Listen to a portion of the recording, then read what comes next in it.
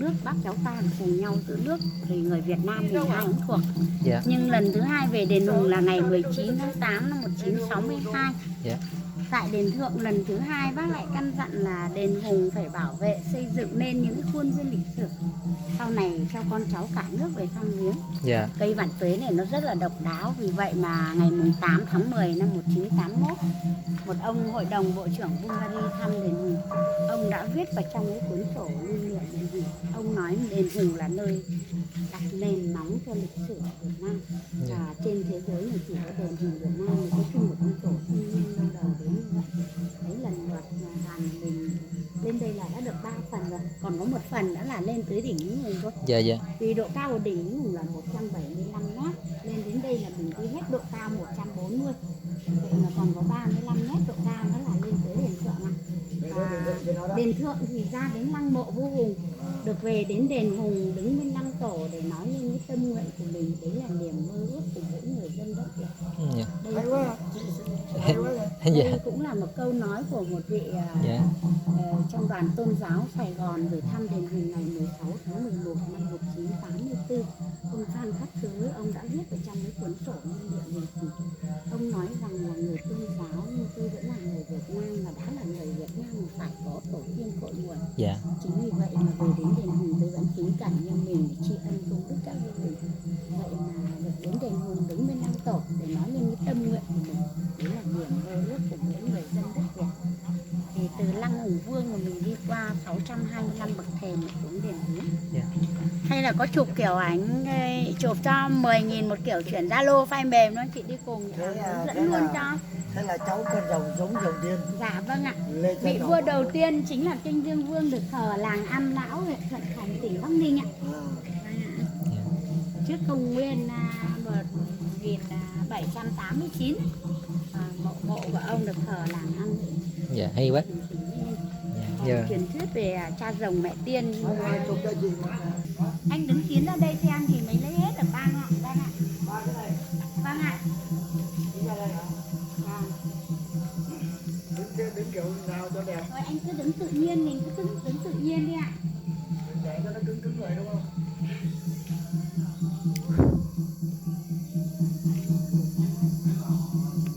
Bà đã công đức lên đây lúc bấy giờ là 200 đồng đơn phương thấy còn đấy. Và cao hơn cảnh thành có nghĩa là những cao đồng lớn. Nhưng con đường này lại được tiền công đức của một người khác ạ. Ngày xưa nó chỉ bằng bậc xi măng và đá ong mà nhỏ phần 3 bây giờ. Một tiền công đức của bà Lê Thị Trại, hiệu của bà là Nguyễn Lợi và người gốc ở cầu Bắc Ninh. Bà công đức lên đây 1.000 đồng đông dương để xây con đường này. Nên là sau này nhiều lần nhà nước làm con đường rộng ra. Và chính con đường này mới được làm lại năm 2014 do 3 đơn vị tài trợ, đó là Ủy ban Nhân dân tỉnh Bà Rịa Vũng Tàu, một tỉnh Đồng Nai, một đơn vị nữa là công ty bia giải khát Hà Nội ạ. Anh đi lối này lên đền Trung, mình có đi vệ sinh thì chỗ này là gần nhất. Nhưng không thì là lên đền Thượng xuống đền Hướng thì mới có.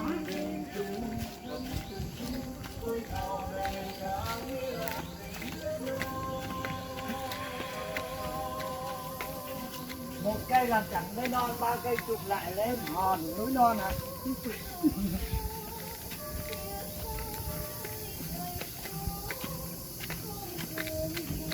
Nếu mà tới thời điểm này diện tích đền Hùng là hơn 1.000 hecta rồi. Bao gồm có xã Hùng Ven, khi chưa xác lập đó là Hùng Vương, Thanh Bình, Thủy Đô, Tiên Sinh và Trung Hóa.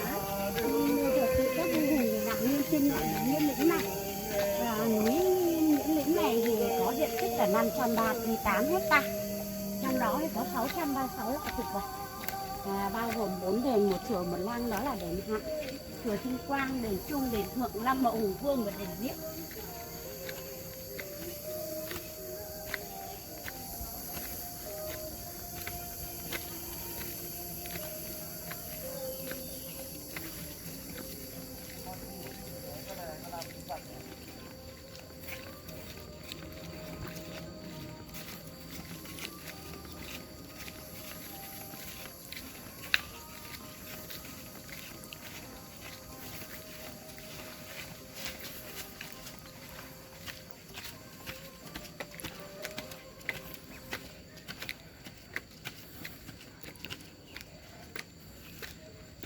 Đi lối này để vào đền Trung.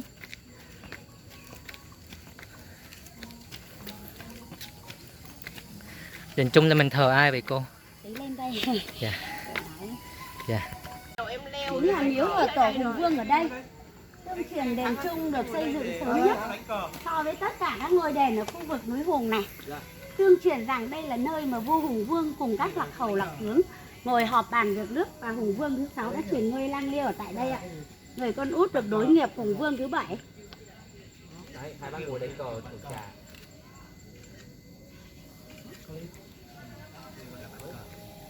Chính là câu chuyện bánh trưng vuông và bánh dày tròn diễn ra ở khu vực đền Trung này. Nên là đây là cái bộ bàn đá mà tuyên truyền các vua Hùng cùng lạc hầu ngồi họp bàn việc nước. Còn các cái bộ bên cạnh rất là uy nghi, nhưng mà tỉnh Ninh Bình mới công đức năm 97. Đây là đá làng nghề của xã Ninh Vân, huyện Hoa Lư, tỉnh Ninh Bình. Vậy mà tới đây ngoài cái việc cầu sức khỏe thì người ta thường xin cầu đường công danh học hành cho con cái mình là vậy. Ngon tháng đi đây không thấy nhiệt. Muốn con nó không Thấy vui. Hùng Vương tổ miếu chính là miếu của tổ Hùng Vương ở đây đây. Còn có 98 bước chân nữa là mình lên tới đền Thượng. Mình có thể vào bên trong hậu cung vừa tham quan vừa lễ tổ luôn. 4 cỗ long ngai bài vị, thờ thần núi cao nhất ở đây. Hai bên là núi gần núi xa, Cao Sơn Thánh Vương Vị và Ất Sơn Thánh Vương Vị. Thế à? Vâng, và Cao cái Sơn chỗ Thánh long ngai Vương. đầu đốc là thờ con gái Hùng Vương thứ 18, hai nàng Thiên Dung Ngọc Hoa. Mình đi tiếp, không là đi tiếp lên đền Thượng. Dạ. Còn có 98 bước chân đó là lên tới đỉnh núi Hùng thôi, tức là lên tới đền Thượng nơi cao nhất.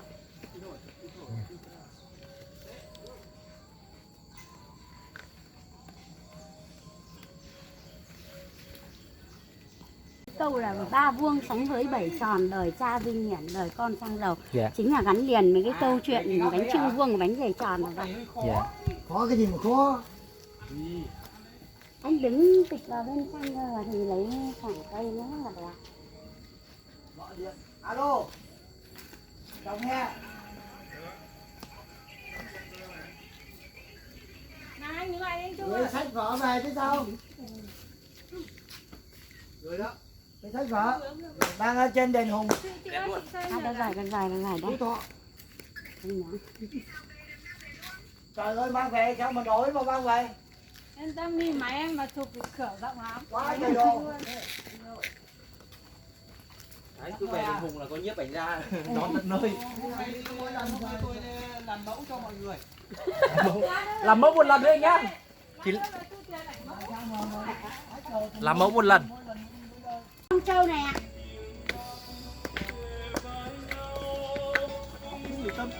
Rồi đấy anh cứ cầm cái máy anh đứng thấp xuống cái này lấy 233 bậc. 233. Từ đền Hạ mà mình lên tới đền Trung là qua 159 bậc. Từ đền Trung mà lên đến tới đền Thượng là mình đi qua 98 bậc. Nói là bậc nhưng mỗi bậc là một bước chân. Và về với đền Hùng là về với tổ tiên cội nguồn, vậy mà trong tâm linh mỗi người vô Hùng phù hộ cho mình, ai cũng có thêm một sức khỏe. Vì vậy mà thăm tổ ai mình cũng muốn lên tới đỉnh, cũng như người làm cách mạng làm tới đích không bỏ giờ chừng. Và lần thứ hai tại đền Thượng bác lại căn dặn là đền Hùng phải bảo vệ xây dựng nên những khuôn viên lịch sử sau này cho con cháu cả nước về thăm viếng. Chính là câu nói ngày 19 tháng 8 năm 1962 bác Hồ về thăm đền Hùng lần thứ hai. Thiên địa chi linh nhạc có nghĩa là trời đất linh thiêng ở đây. Đền Thượng là nơi cao nhất. Tương truyền rằng thời Hùng Vương ông đi khắp cái miền đất Phong Châu này, ông chọn núi Hùng là một trong 3 ngọn núi cao nhất ở đây. 3 ngọn núi Tam Sơn Cấm Địa, đó là núi Hùng, núi Vạn. Tam Sơn Cấm Địa hả? Vâng ạ. Tam Sơn Cấm Đó là núi Hùng, núi Vạn và núi Trạch. Và núi Hùng là núi cao nhất. Ông thường lên đỉnh núi để tiến hành các nghi thức thờ thần núi, cầu trời cho mưa thuận gió hòa, muôn dân được ấm no hạnh phúc. Và đến thế kỷ thứ 15 thì nhân dân ta mới lập đền thờ các vua Hùng ở đây. Vậy tên của đền Thượng là Chính Thiên Lý Địa. Mời anh đứng ra ngoài này. Đất điện thờ trời trên núi Nghĩa Lĩnh, và thiên địa chi linh có nghĩa là trời đất linh thiêng ở đây ạ. Và bên ngoài là có chữ Nam Việt, chữ Tổ, có nghĩa là ngôi đền thờ ông tổ muôn đời nước Nam của mình. Ngày lễ hội diễn ra các nghi thức trang trọng nhất chính là đền Thượng này.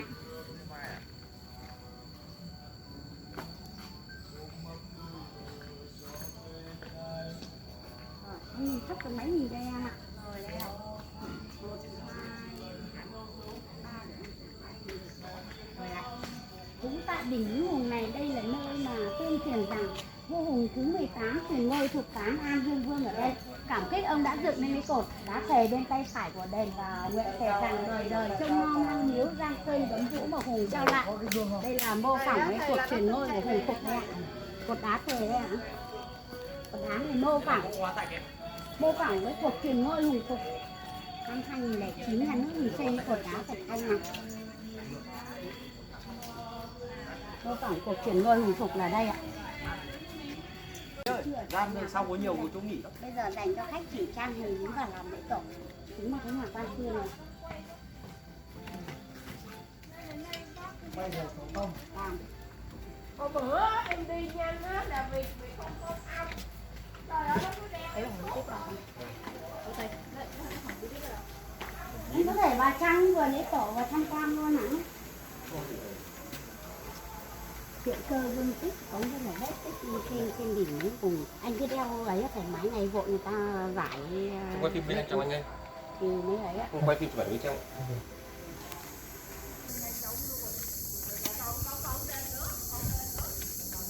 Đây là mộ của Hùng Vương thứ 6.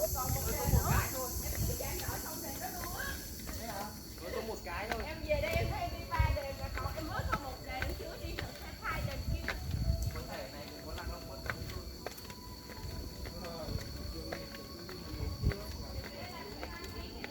Cái đền tác trong Phật. Đây là mộ của Hùng Vương thứ 6. Ông có hiệu là Hùng Nhi Vương. Hùng Nhi Vương. 18 đời vua Hùng truyền ngôi thì chỉ có Hùng Vương thứ 6 trước khi chết ông có dặn vợ con là khi ta chết hãy chôn ta trên đỉnh núi Cả, đứng trên cao để đã trông nom bờ cõi cho con cháu, và tương truyền rằng xưa là mộ bằng đất và lợp bằng mái tre. Thời Tự Đức thứ 27 mới xây mộ dựng lăng ạ vậy. Và các em đi từ dưới lên quan sát thấy kiến trúc của lăng đền Hùng nó rất là đặc biệt. Có cửu long chầu ngọc hay người ta gọi là cửu long tranh châu, chính rồng chầu quả ngọc trên nóc lăng. Vậy mà sách báo tranh ảnh đền Hùng nó quảng bá chính là cái lăng Hùng Vương này. Và 3 chữ Hán ở trên cùng Hùng Vương lăng người ta dịch nghĩa là lăng vô hùng. Còn 2 câu đối ở hai bên đó là lăng tẩm tự năm nào, núi Tản sông Đà non nước vẫn quay về đất tổ. Văn minh đương buổi mới, con hồng cháu lạc giống nòi còn biết giữ mộ ông. Và khi nhà vua Lê Hồng Tông lên viếng đền Hùng, ông cũng có một cái bài thơ viết về lăng tổ Hùng Vương này. Đó là mở nước văn lang cổ, dòng vua đầu viết sử. 18 đời nối nhau 3 sông đẹp như vẽ mộ cũ ở lưng đồi. Đền thờ trên đỉnh núi muôn dân đến phụng thờ. Khói hương còn mãi mãi. Và còn một điều đặc biệt nữa, chỉ có lăng Hùng Vương mới có hoa đại khải này. Tất cả các loại hoa thì có cành, nhưng hoa đại khải thì khi mọc hoa thì nó mọc từ thân này ra. Hoa Và đại nó khải. có màu vàng và nó có giống hình hoa rau muống. Dạ. Đấy mình đi Đây là hoa đại khải. hoa đại khải. Dạ. Mình đi tiếp Dạ vâng. qua 625 bậc thềm này xuống đền giếng. Dạ. 18 đời vua Hùng Vương truyền thuyết về thời đại Hùng Vương.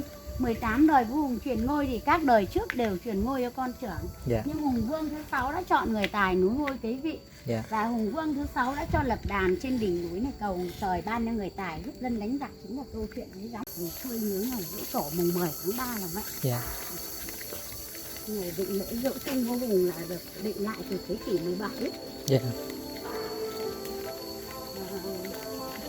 Tới năm 2001 thì nhằm quy tụ cái giá trị tâm linh của người Việt, thì ngày 18 tháng 1 năm 2001 nhà nước mình xây đền thờ tổ mẫu Âu Cơ bên đỉnh núi Vạn có tên mỹ tự là núi Ốc Sơn, có độ cao là 170,1 mét. Ở trong dân gian tổ mẫu Âu Cơ chính là người mẹ huyền thoại khai sinh ra cộng đồng dân tộc Việt, người mẹ dạy dân căn tầm để phải được thờ trên đỉnh núi Vạn.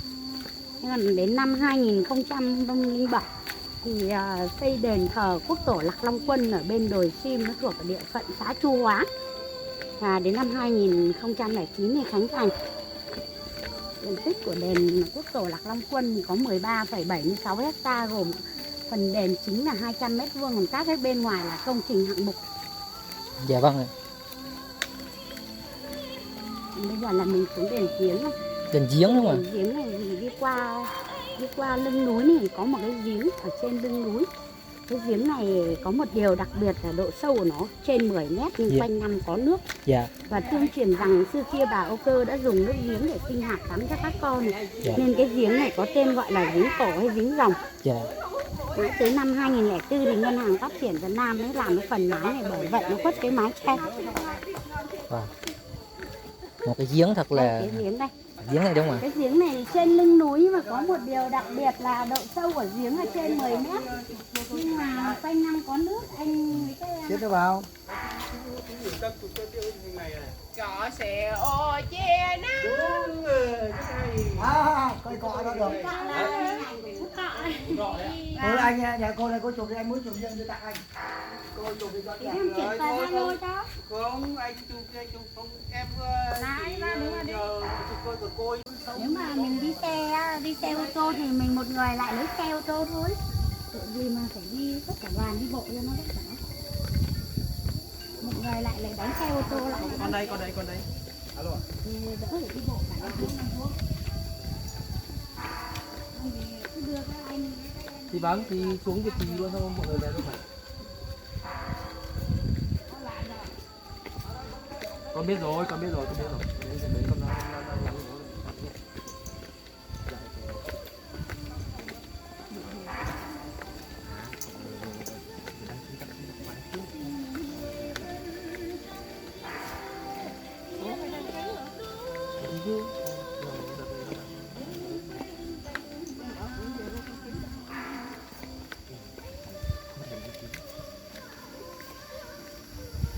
Lâm vẫn đang quay.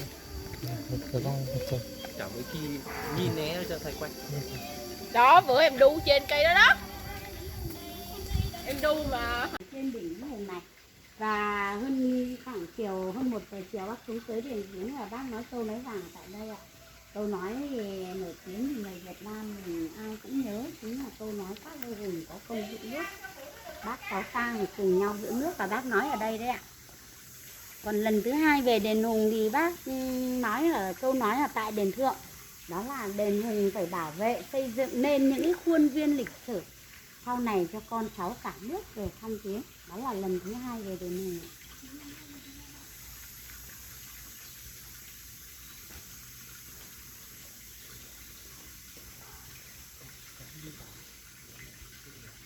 Phường Ngọc Hoa thì vua Hùng thứ 18 là Hùng Duệ Vương cho dựng lầu kén rể ở phường Bạch Hạc, thành phố Việt Trì. Chính là cầu Văn Lang bây giờ đấy. Dạ. Thời Hùng Vương nhá, ở trên đỉnh núi Hùng này chỉ có xuất hiện thờ Nghiên Thần, tức là thờ thần núi. Tương truyền rằng ông chỉ có lên đây để lập miếu thờ trời, cầu cho mưa thuận gió hòa, muôn dân được ấm no hạnh phúc.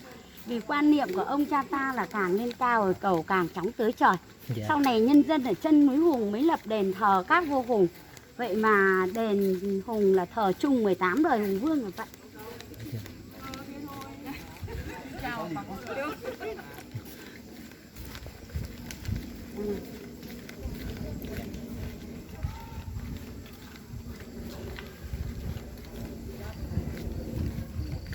Còn các cái ao sen ở bên ngoài này là mới tôn tạo năm 2000, là nó cảnh quan đền Hùng nó đẹp thêm lên và cũng là thực hiện cái lời dặn lần thứ 2 về đền Hùng của Bác Hồ năm 1962 đấy.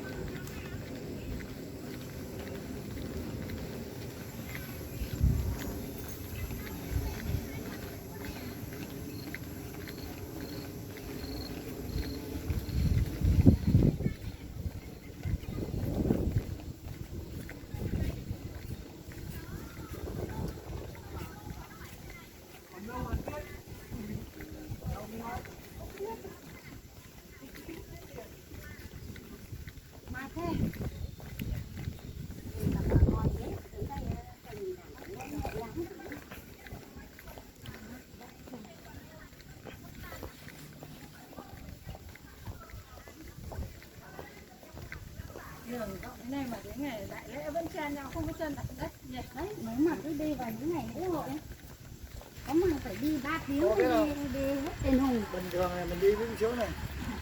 Đi cái lúc nó chèn nhau, chèn Em chút. ở đây nhưng mà lại đi chính hội đâu. Mà thực ra là đi đền Hùng thì du lịch nhưng mà mang tính chất du lịch tâm linh nên mình đi vào những ngày thường hàng lễ. Còn nếu mà đi những ngày lễ hội thì mình xem các trò chơi dân gian các lễ hội truyền thống ấy.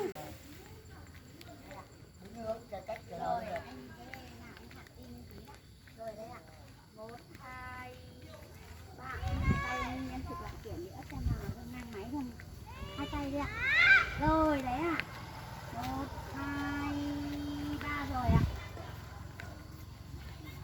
Cái nào đẹp?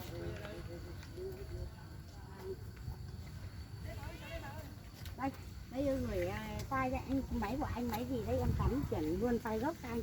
Mấy iPhone, iPhone. Chết, iPhone đây em cắm luôn máy trên gốc cho anh. Cắm luôn à? Vâng.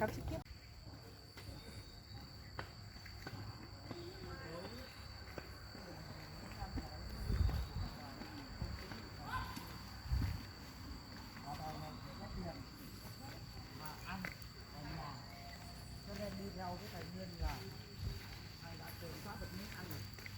Thầy ông cần là sao mà ta dọn. Nhưng đất thì bắt hết. Mà đất là sao mà than cho không mỏng. Không than riêng cho bạn.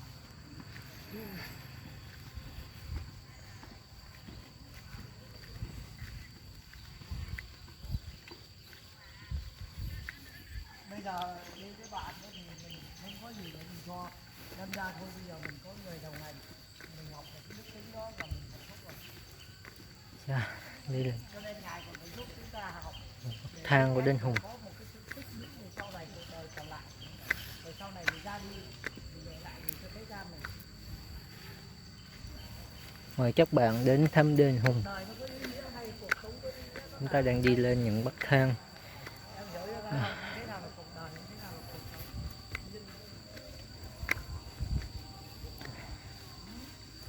Đây, lễ hội Đền Hùng. Khu này rất là đẹp luôn. Cuộc đời đúng không? Cuộc đời nó không có giá trị gì đúng không?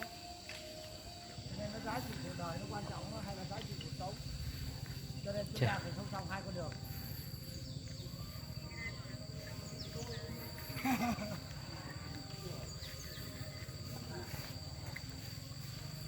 Anh rất là hạnh phúc, rất mình may mắn.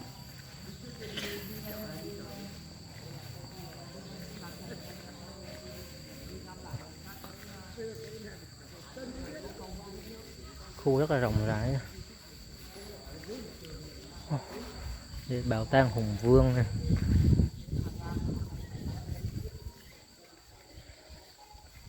Các vua hùng đã có công dựng nước, bác cháu ta phải cùng nhau giữ lấy nước. Câu nói của Chủ tịch Hồ Chí Minh. Wow. Rồi đi theo mấy quý cô này lên. Chết.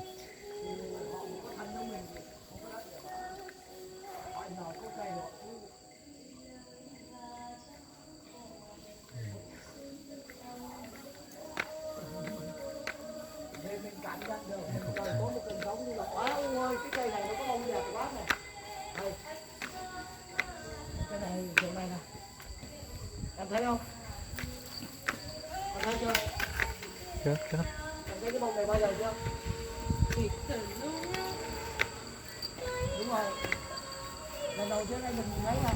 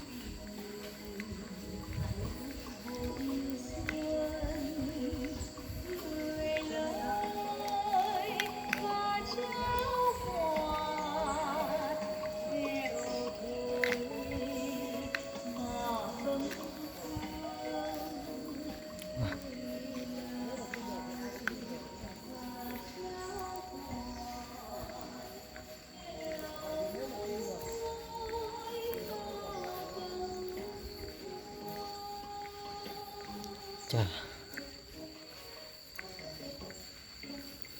Đây còn khá là cao. Trong này là cái gì đây?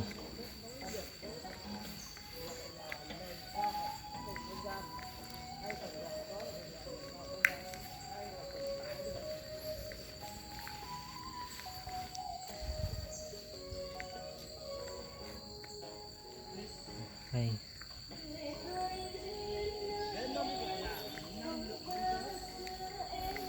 Đi lên trên rồi có gì này.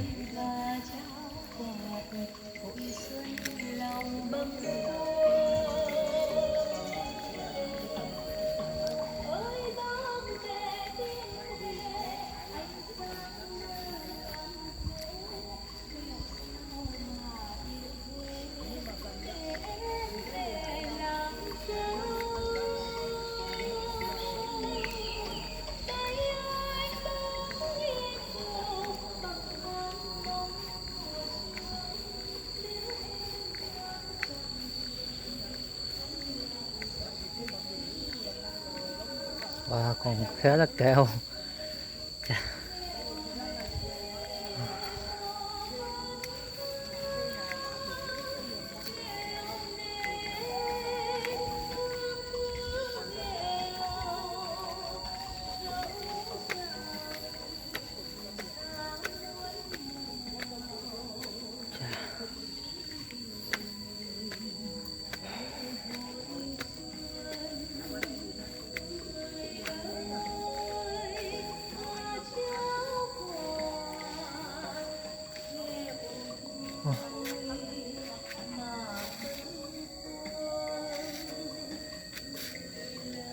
Ok. Tiếp tục.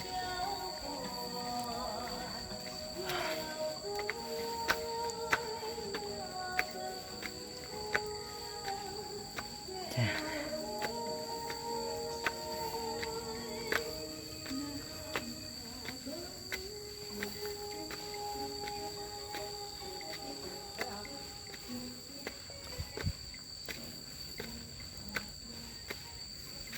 Wow.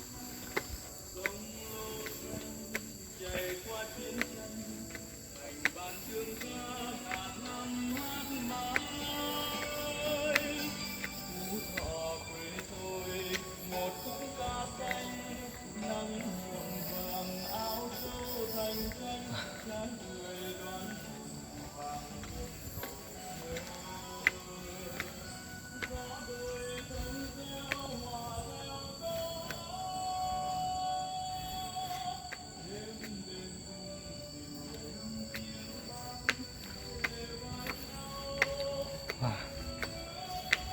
Okay.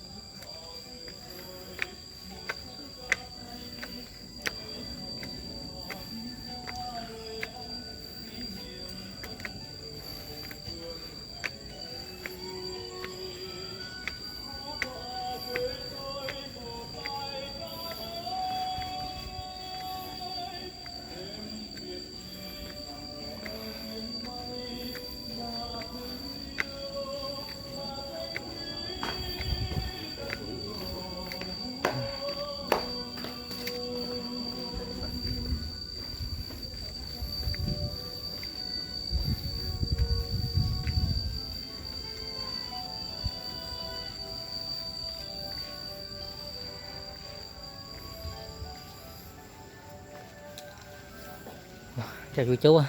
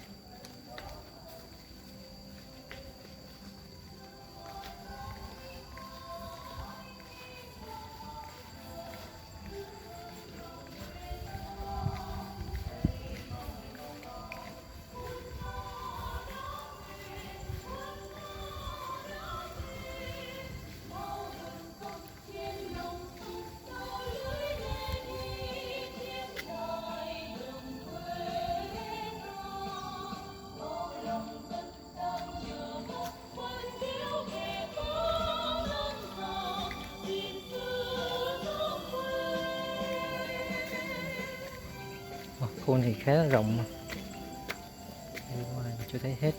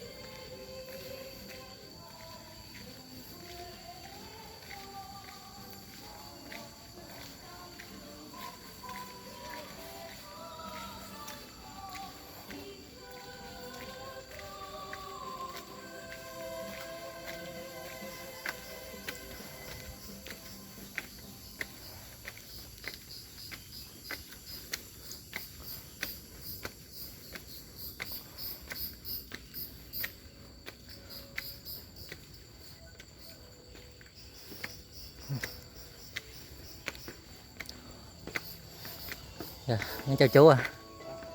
Dạ.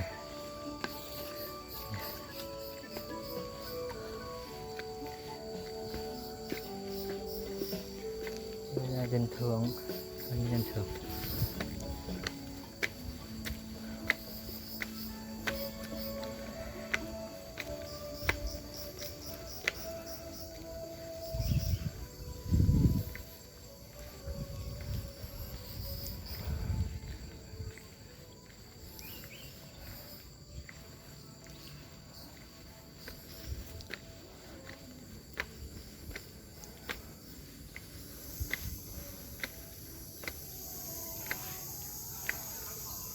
Wow, lên trên vẫn còn nữa mà chưa hết chỗ. Ở khu này khá là rộng luôn, leo dốc mệt luôn. Wow. Lên trên này còn gì không nữa? Trên này còn gì nữa?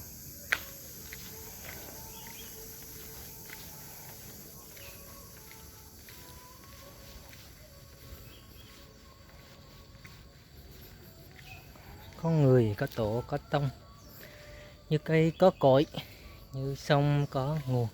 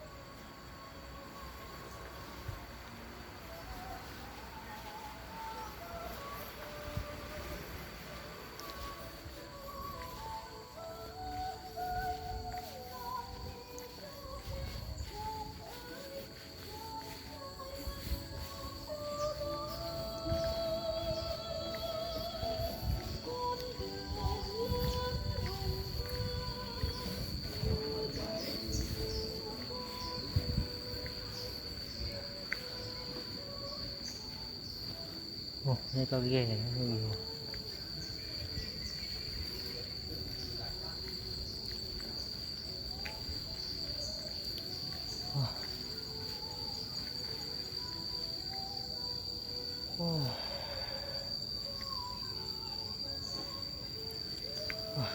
Quá